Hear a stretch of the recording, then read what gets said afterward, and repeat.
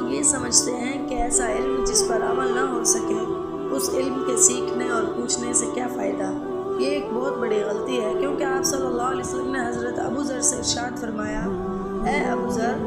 اگر تم کہیں جا کر ایک آیت قرآن سیکھ لو تو یہ تمہارے لیے 100 رکعت نفل پڑھنے سے بہتر ہے، اور اگر تم کہیں جا کر علم کا ایک مضمون سیکھ لو،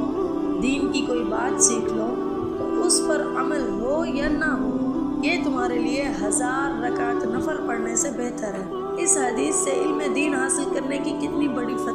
بڑی فضیلت ثابت ہوئی ہے، اور یہ بھی صاف صاف فرمایا گیا ہے کہ خواہ عمل ہو یا نہ ہو دونوں حالات میں یہ فضیلت حاصل ہوگی، کیونکہ اس کے پیچھے بھی 3 بڑی وجوہات ہیں۔ ایک وجہ تو یہ ہے کہ انسان گمراہی سے بچ جائے گا۔ ایک چیز کا آپ کو پتہ ہے کہ یہ غلط ہے، چاہے آپ عمل کرتے ہیں یا نہیں کرتے، آپ اس کو غلط تصور کریں گے، کسی نہ کسی وقت اللہ تعالیٰ پھر توفیق دیں گے اور آپ توبہ ضرور کر دیں گے۔ اس انسان سے کئی درجہ بہتر ہے جس انسان کو پتہ ہی نہیں ہے کہ یہ گناہ ہے یا نہیں ہے۔ دوسری بڑی وجہ یہ ہے کہ جب دین کی بات معلوم ہوگی تو انشاءاللہ تعالیٰ کبھی تو عمل کی بھی توفیق ہو جائے گی، اور تیسری وجہ، دین کی کوئی بات معلوم ہوگی تو وہ کسی اور کو بھی بتا دے گا، اور کسی کو دین کی بات بتا دینا بہت بڑا صدقہ ہوتا ہے، اسے ثواب ملتا رہے گا، کیونکہ دوسری حدیث میں آپ صلی اللہ علیہ وسلم نے فرمایا سب سے افضل صدقہ یہ ہے کہ کوئی مسلمان آدمی علم کی بات سیکھے اور پھر اپنے بھائی کو سکھا دے۔ اس حدیث سے ثابت ہوا دین کی بات جو بھی آپ کو معلوم ہو دوسروں کو لازمی بتایا کریں، اور کسی دوسرے کو دین کی بات بتا دینا اس کا ثواب بہت سارے مال کو خیرات کرنے سے بھی زیادہ بہتر ہے۔ اللہ تعالیٰ کی کیسی رحمت ہے کہ ذرا سی زبان ہلانے میں ہزاروں روپے خیرات کرنے سے بھی زیادہ ثواب مل جاتا ہے، اور اللہ تعالیٰ کا ارشاد ہے کہ اے ایمان والو،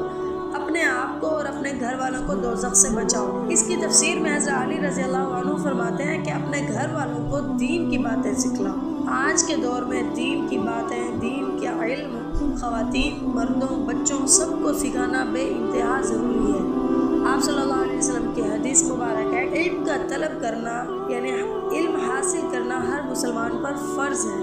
چاہے وہ عورت ہے، مرد ہے، غریب ہے، امیر ہے، شہری ہے یا دیہاتی ہے، کوئی بھی ہے، سب پر یہ فرض ہے کہ وہ دین کی باتیں سیکھے، علم حاصل کرے۔ لہٰذا اپنے بچوں کو دین کی تعلیم لازمی دلوائیں، کیونکہ ایک حدیث سے ثابت ہے کہ کسی اولاد والے نے اپنی اولاد کو کوئی دینے کی چیز ایسی اچھی نہیں دی جو دین علم سے بڑھ کر ہو۔ یعنی آپ جتنی بھی اپنے بچوں کو لگزیریس لائف کچھ بھی دے رہے ہیں، لیکن اگر اپنی اولاد کو دین کا علم دیا ہے تو ان تمام نعمتوں سے قیمتی چیز جو آپ نے اپنی اولاد کو دی ہے وہ دین کا علم ہے۔ ان تمام احادیث سے ہمیں یہ معلوم ہو گیا ہے کہ علم دین حاصل کرنا بے انتہا ضروری ہے۔ اس کے کچھ طریقہ کار ہیں۔